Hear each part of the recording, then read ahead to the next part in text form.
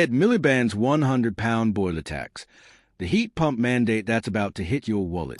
Right? Let's talk about something that's going to affect millions of British households. And frankly, it's not pretty. Ed Miliband, the Energy Secretary who seems determined to remake Britain's homes, whether we like it or not, is pushing through a policy that'll slap an extra £100 onto the cost of replacing your boiler. Yes, you heard that correctly. £100 more, just when families across the country are already struggling with eye-watering energy bills and a cost of living crisis that refuses to budge. And if you're enjoying this kind of straight-talking political analysis, do us a favor and hit that subscribe button for UK Connors, because we're not afraid to call out policies that hit ordinary people where it hurts most, their wallets. Here's how this rather ingenious bit of government maneuvering actually works. The policy mandates that for every 92 boilers sold, manufacturers must flog at least 6 heat pumps. 6 heat pumps that, quite frankly, most people aren't queuing up to buy. And if these manufacturers fail to meet their quota, they'll be hit with a £500 fine for every heat pump they didn't manage to shift. Now, call me cynical, but when has a manufacturer ever absorbed a government-imposed fine out of the goodness of their hearts? That's right, never. These costs get passed directly onto consumers, meaning you and I pay more for our replacement boilers to subsidize a technology that most homes aren't even suitable for. The mathematics of this scheme are absolutely damning. Britain installs roughly 1.4 million gas boilers every year. That's 1.4 million households making a perfectly sensible choice based on their circumstances, their budgets, and what actually works for their properties. But apparently, that's not good enough for Miliband's grand vision. The UK's 4 largest boiler manufacturers, Worcester Bosch, Vaillant, Ideal, and Baxi, are all staring down the barrel of inevitable fines because the 8% heat pump quota simply doesn't match current demand. And why doesn't it match demand? Because heat pumps cost a bloody fortune, they don't work efficiently in older properties, and they require significant home modifications that many families simply cannot afford. Mike Foster, head of the Energy Utilities Alliance, hasn't minced his words on this one. He has called the move exactly what it is, a policy that imposes additional and unnecessary costs on the consumer when replacing their boiler. He has pointed out that it punishes those who can't afford to buy a heat pump, those whose home is not suitable for a heat pump, or those who do not want one. It's a rather elegant summary of everything wrong with this approach. We're essentially forcing people to subsidize other people's heat pumps through higher boiler costs, regardless of whether a heat pump would even work in their own home. That's not progressive policy. That's regressive taxation dressed. Claire Coutinho, the Shadow Energy Secretary, has been equally scathing, and rightly so. She's warned that targets and fines will get more punitive in the years ahead, piling more pressure on families when they can least afford it. And that's the terrifying bit, isn't it? This £100 hike isn't the endgame. It's just the beginning. As these quotas become more aggressive and the fines increase, the cross-subsidy from boiler buyers to the heat pump market will only grow larger. We're looking at a policy trajectory that could see replacement boilers become prohibitively expensive for ordinary families, all in service of meeting arbitrary targets that bear no relationship to what people actually need or can afford. The government's response has been predictably evasive. They insist they are focused on making sure heat pumps and other low-carbon technologies are the natural consumer choice through incentives, not penalties. But here's the rather glaring problem with that statement. This entire scheme is built on penalties.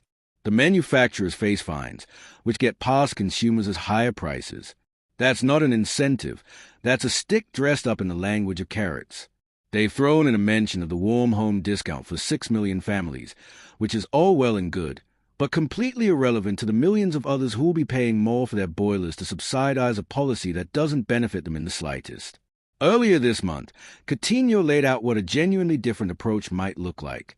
Instead of forcing people toward electric cars and heat pumps through mandates and fines, she's suggesting we address the fundamental problem, that electricity in Britain is absurdly expensive. She's pledged to axe a carbon tax on electricity generation and end subsidies under the Renewable Obligation Subsidy Scheme, where consumers pay up to 3 times the market price for electricity. Her calculation? These 2 policies alone would slash electricity bills by 20% for everyone, not just selected households, but everyone. And here's the radical bit. She then let people choose what to do with that cheaper electricity themselves, rather than the government dictating their heating. Now, Let's be clear about what's really happening here. This isn't about saving the planet or helping families transition to cleaner energy. If it were, we'd be investing in making heat pumps genuinely affordable and suitable for British homes, which are older and less well-insulated than those in countries where heat pumps work brilliantly. We'd be bringing down electricity costs so that running a heat pump doesn't bankrupt households. Instead, we've got a policy that takes money from people who need to replace their boilers, a group that includes pensioners, young families, and everyone in between, and uses it to artificially inflate the heat pump market. It's social engineering through price manipulation, and it's being done to people who are already stretched thin by years of economic pressure. The sheer audacity of implementing this now, in the middle of an ongoing cost of living crisis, is what really grates. Energy bills remain punishingly high. Inflation has eroded wages and savings. Families are making difficult choices between heating and eating, and along comes Ed Miliband with a policy that'll make essential home maintenance more expensive. Because that's what a boiler replacement often is, essential. When your boiler pack's enduring a British winter, you don't have the luxury of waiting around for government incentives or shopping around for alternatives that might not even work in your Victorian terrace. You need hot water and heating, and you need it now. Slapping an extra £100 on that emergency expense is cruel, plain, and simple. What makes this particularly galling is the underlying assumption that drives the entire policy, that British homeowners are somehow being obstinate or short-sighted by not embracing heat pumps. The reality couldn't be more different. People aren't buying heat pumps in large numbers because they're expensive, because they require significant property modifications, because they work poorly in older homes without extensive insulation upgrades, and because running costs can be high if electricity prices remain stratospheric. These aren't irrational objections. They are the practical realities of trying to retrofit 21st century technology into Britain's diverse and often elderly housing stock. But rather than addressing these legitimate barriers, Miliband's solution is to make the alternative more expensive until people have no choice.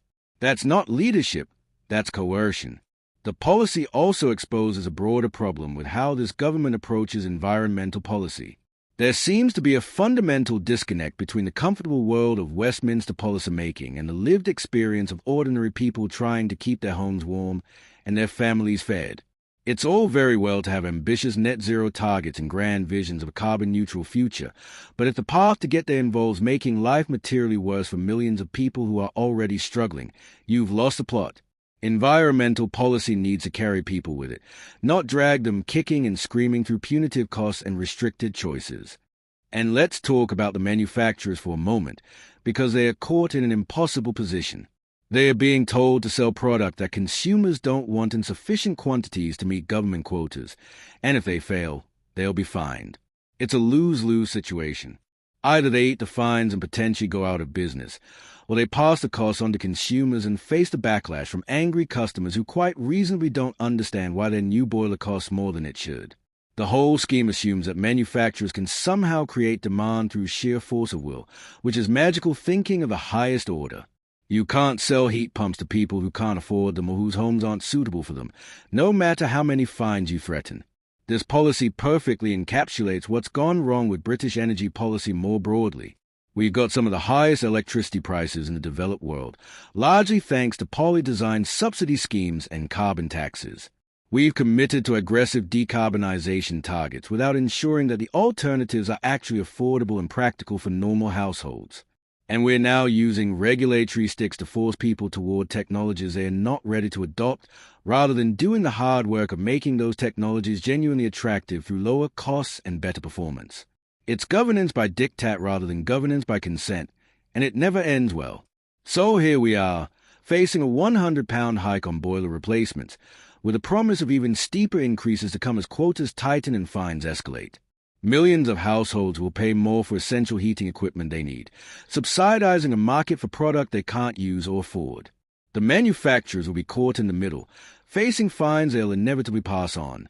And Ed Miliband will presumably pat himself on the back for advancing the green transition, never mind the families struggling to pay for it all.